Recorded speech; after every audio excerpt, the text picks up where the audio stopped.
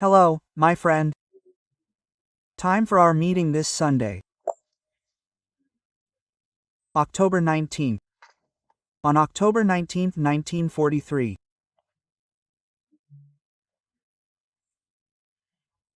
it was announced that streptomycin had been isolated in a laboratory at Rutgers University, in New Jersey, United States, to combat the color bacillus, to combat tuberculosis.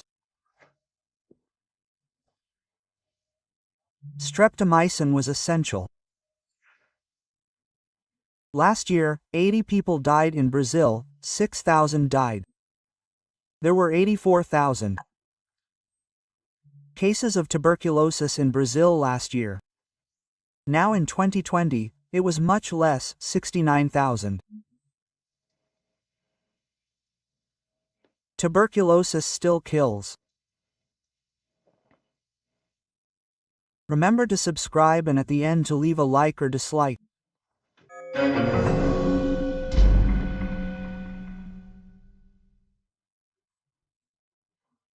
I was speechless on Friday when I looked at the economic indexes and saw that the dollar was falling and the stock market was rising. I figured it must be the opposite. In other words, the market was optimistic, euphoric.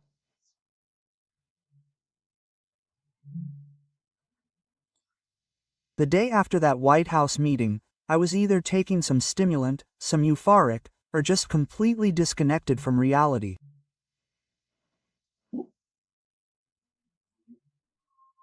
I didn't understand.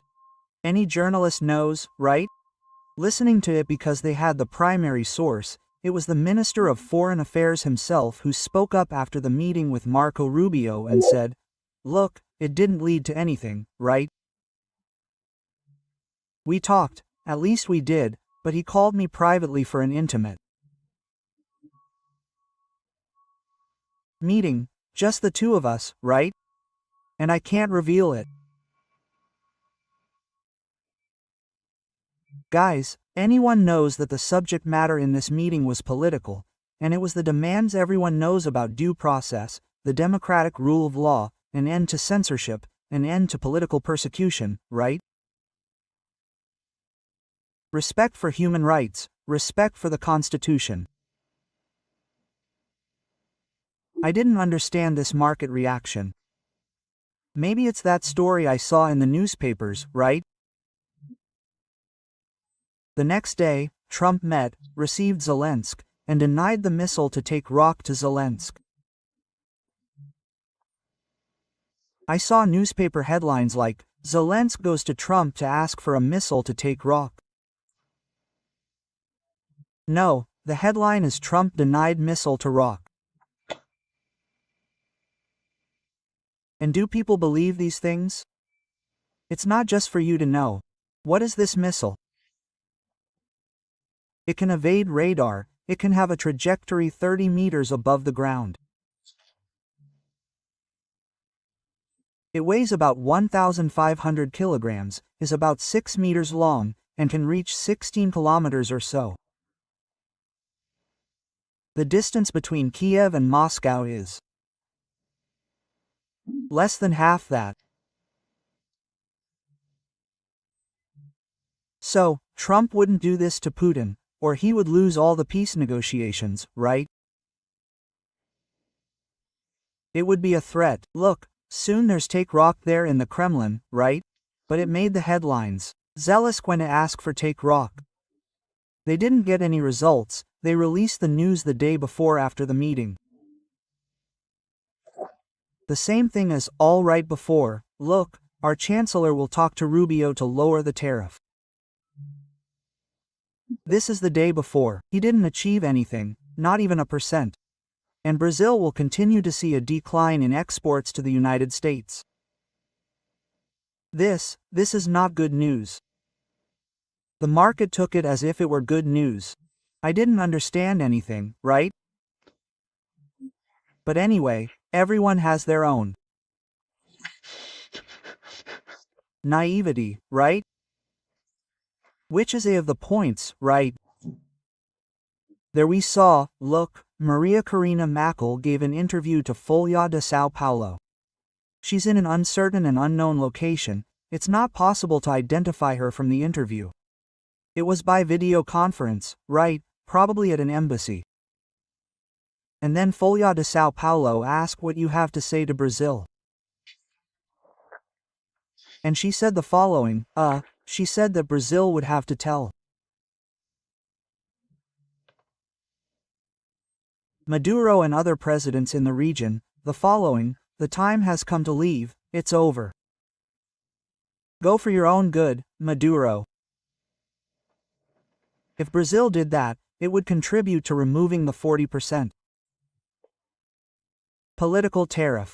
There's only a 10% economic tariff, so much so that the economic meeting was opened afterward, so everyone can know, right?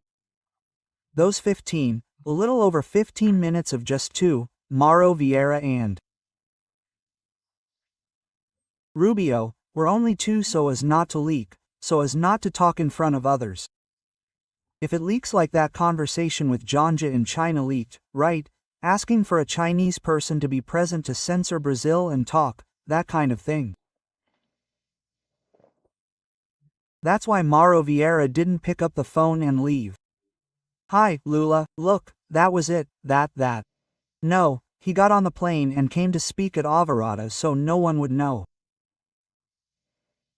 If it was so no one would know what it was.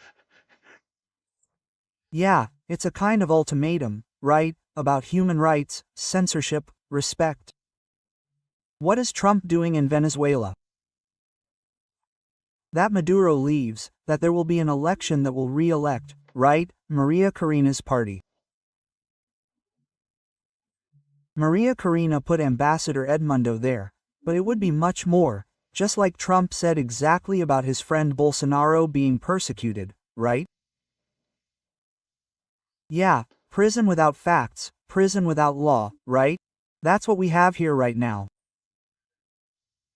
Yeah, it was reopened, reopened a case, an action that had already been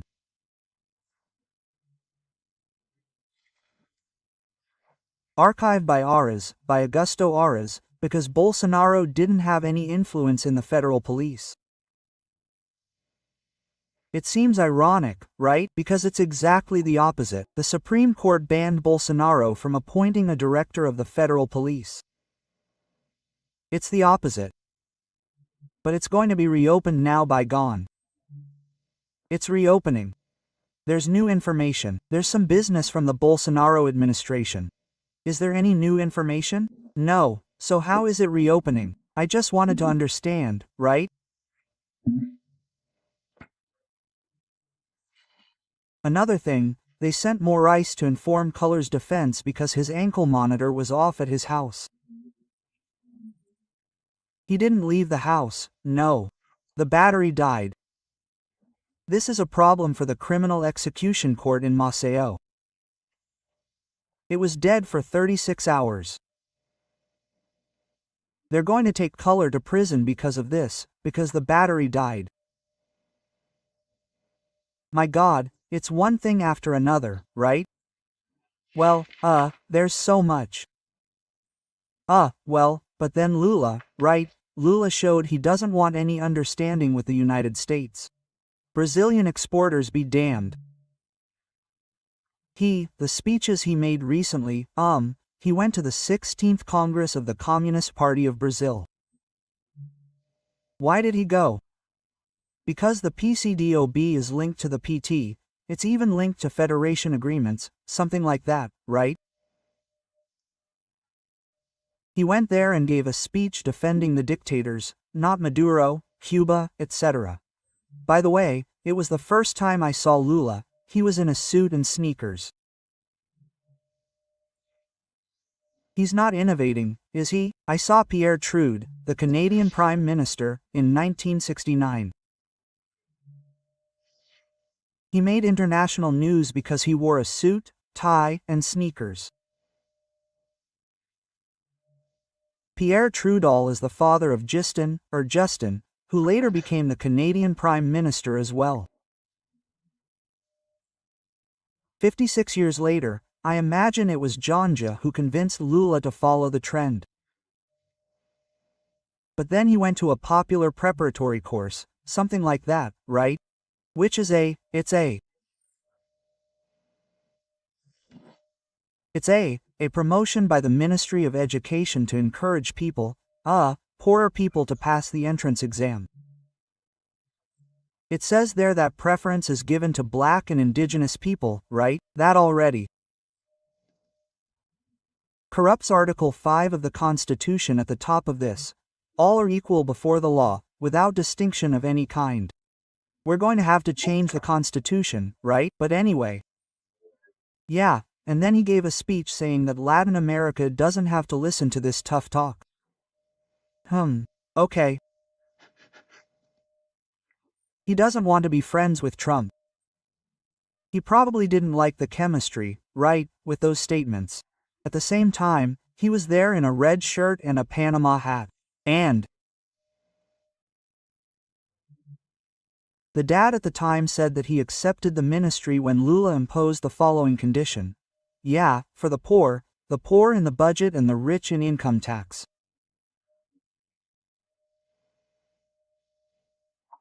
But then he said that the working class is the one who supports the tax system. When their lives improve, the state stops reaching them. The tax system should be the one to reach them, because the working class is in the feminine. But if that weren't false, a fallacy, yeah, he would be admitting that he couldn't comply. If he's saying that it's the poor who support and not the rich don't pay taxes. So, and in the middle of the poor and the rich, there's a huge middle class that pays everything, right? Yeah, so we're like this. Yeah, Lula orders the foreign minister to negotiate with Ruby, just for the record, but he keeps ranting against Trump, against capitalism, against imperialism. Haddad once told me that the future of humanity is Marxism, right? Oh, interesting. Now I see those who signed, some who signed the Democracy Charter in favor of Lula and against Bolsonaro and Paulo Guedes. Was it envy? Because now they're signing a reaction to the fiscal imbalance. Oh, movement, budget without spending, right, through the fiscal responsibility law and all that. The government and Congress would be responsible. I saw among the signatures Perza Rita, Edmar Baixa, Helena Landalou, Arminio Fraga. I think they all signed the so-called Democracy Charter. Henrique Mireles, Maison da Nóbrega. This is the Brazil of Brasilia.